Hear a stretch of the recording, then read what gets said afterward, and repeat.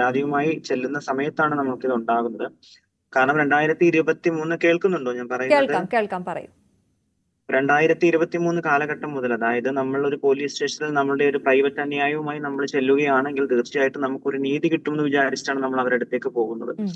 Transgender protection act നിലനിൽക്കവേ തന്നെ നമ്മൾ ഈ ഒരു ആക്ടിന്റെ പുറത്തും പിന്നെ നമുക്ക് ഭാരതീയ ന്യായ സംഹിതയിൽ 74 മുതൽ 79 വരെ സ്ത്രീ സുരക്ഷ ഒരുക്കിക്കൊണ്ട് നമുക്ക് ഗവൺമെന്റ് ഉറപ്പടിയിച്ചിട്ടുണ്ട്. അപ്പൊ നമുക്ക് ഈ ഒരു സുരക്ഷ എവിടെയാണെന്നുള്ളതാണ്. അപ്പോ ഞാൻ അവിടെ പരാതിയുമായി ബന്ധപ്പെട്ട് സ്റ്റേഷനിൽ ചെല്ലുമ്പോൾ എന്റെ നമ്പർ എടുക്കുക, എനിക്ക് അതിലേക്ക് മോശം മെസ്സേജുകൾ അയക്കുക. ഞാൻ അവിടെ ബ്ലോക്ക് ചെയ്ത് കഴിഞ്ഞിട്ടുണ്ടെങ്കിൽ നേരെ ടെലഗ്രാം ഉണ്ടോ എന്ന് ചോദിക്കുക.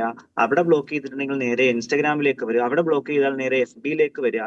അപ്പൊ ഇങ്ങനെ എന്നെ വിടാതെ പിന്തുടർന്നുകൊണ്ട് എന്നെ ചൂഷണം ചെയ്യാണ് ഉണ്ടായത്. അപ്പോ എനിക്ക് അത് മാത്രമല്ല, ഔദ്യോഗിക പദവികൾ വഹിക്കുന്ന ജുഡീഷ്യൽ പോലെയുള്ള, അതായത് മജിസ്ട്രേറ്റ് പോലെയുള്ള വ്യക്തികളിൽ നിന്ന് തന്നെ എനിക്ക് ഇങ്ങനെ ഒരു മോശം അനുഭവം ഉണ്ടാകുമ്പോൾ ഞാൻ എവിടെ ചെന്നാണ് പരാതികൾ പറയേണ്ടത്?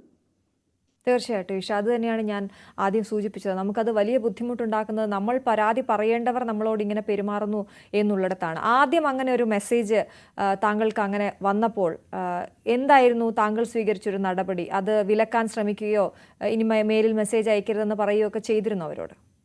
ഞാൻ അതിനു മുൻപ് തന്നെ ബ്ലോക്ക് ചെയ്യുകയാണ് ഉണ്ടായിരുന്നത്. എനിക്ക് അവിടെ അതാണ് എനിക്ക് പെട്ടെന്ന് ഒരു ഓപ്ഷൻ. ഞാൻ സഡൻലി പ്രതികരിക്കുന്ന ഒരാളാണ്. അപ്പൊ ഞാൻ അത് ബ്ലോക്ക് ചെയ്തു. പിന്നെ എനിക്ക് വരുന്നത് FB-യിലാണ്. പിന്നെ അത് കഴിയുമ്പോൾ നമ്മുടെ ID എടുത്ത് ഇൻസ്റ്റാഗ്രാമിൽ വരികയാണ്. നമ്മൾ എന്താ ചെയ്യുക? ഇതെല്ലാം ഒരേ വ്യക്തിയാണോ, ഒരു വ്യക്തി തന്നെയാണോ ചെയ്യുന്നത് ഈശ? ഒരു വ്യക്തികളിൽ നിന്നല്ല വരുന്നത്. ഒരു വ്യക്തികളിൽ നിന്നല്ല, പല പല വ്യക്തികളിൽ നിന്നാണ് വരുന്നത്. ഔദ്യോഗിക പദവികൾ വഹിക്കുന്നവരിൽ നിന്ന് പോലും ഉണ്ട്. അപ്പൊ നമ്മൾ എന്താണ് ചെയ്യുക, എന്താണ് ചെയ്യേണ്ടത്? ബഹുമാനപ്പെട്ട നീതിപീഠം അല്ലെങ്കിൽ നിയമപീഠം നമുക്ക് അതിനൊരു ഉത്തരം തരൂ എന്നുള്ളതാണ് ഞാൻ ഈ ഒരു അവസരത്തിൽ ചോദിക്കുന്നത്. ആ മെസ്സേജുകളുടെ സ്ക്രീൻഷോട്ടാണ് നമ്മൾ കണ്ടത്. അതെ, തീർച്ചയായിട്ടും ആ സ്ക്രീൻഷോട്ട് നമ്മളിപ്പോൾ പ്രേക്ഷകരുമായിട്ട് പങ്കുവെച്ചുകൊണ്ടിരിക്കുകയാണ്. പ്രേക്ഷകർ അത് കാണുന്നുണ്ട്. നമുക്ക് തന്നെ ഞെട്ടൽ ഉണ്ടാക്കുന്ന രീതിയിലാണ് സംസാരിച്ചിരിക്കുന്നത്. അപ്പോ അതെ, ഒരു കാര്യം കൂടി പറയട്ടെ. നമ്മൾ കോടതിയിൽ വന്നു കഴിഞ്ഞാൽ നോ പരിചയം. അവിടെ വന്നു കഴിഞ്ഞാൽ അദ്ദേഹത്തിന്റെ മാന്യത അവിടെ നമ്മൾ പരിചയപ്പെട്ട് കഴിഞ്ഞാൽ പോവുകയാണ്. അപ്പൊ അവിടെ ഒരു നിഗൂഢതയില്ലേ?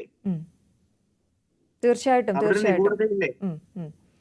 അപ്പൊ ഇവിടെ എവിടെയാണ് ലീഗൽ ആയിട്ടുള്ളത്? ഇത് ലീഗലാണോ? ഇദ്ദേഹം ചെയ്തിരിക്കുന്ന പ്രവർത്തികൾ, ഇവർ ചെയ്യുന്ന പ്രവർത്തികൾ ലീഗലാണോ? ഇവർക്കൊരു നിയമം, നമുക്കൊരു നിയമം ഉണ്ടോ? ബഹുമാനപ്പെട്ട BNS നമുക്ക് എന്താണ് തരുന്നത്?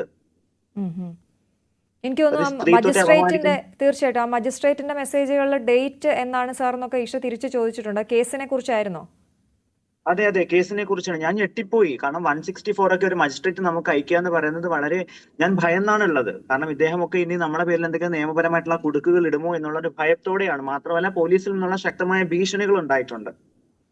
ഗൂഗിൾ പേ അടക്കമുള്ള പേയ്മെന്റുകൾ അയച്ച് ഇത് പുറത്തു പറയരുത്, അവരുടെ ജീവനും സ്വത്തിനും ഒക്കെ ഭീഷണിയാണ്, നാണക്കേടാണ് എന്നുള്ള രീതിയിൽ തന്നെ ഇവർ എന്നോട് പറഞ്ഞിട്ടുണ്ട്.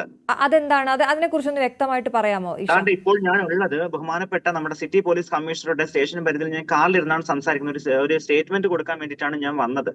സ്പെഷ്യൽ ബ്രാഞ്ചിന് ബഹുമാനപ്പെട്ട മാഡം അത് എന്റെ പരാതി കൊടുത്തിട്ടുണ്ട്. അപ്പൊ അതിന്റെ സ്റ്റേറ്റ്മെന്റ് കൊടുക്കണം. അതിന്റെ റിപ്പോർട്ട് പ്രകാരം എന്താണ് ഇനി അവർ നടപടി സ്വീകരിക്കാന്ന് എനിക്കറിയാം. ഞാൻ സ്റ്റേറ്റ്മെന്റ് കൊടുത്ത് പകുതിയായപ്പോൾ തന്നെ എനിക്ക് അവിടെ നിന്ന് കോള് വന്നു. അപ്പൊ അതാ ഞാൻ പെട്ടെന്ന് ലൈവിലേക്ക് കയറിയത്. ഓക്കെ.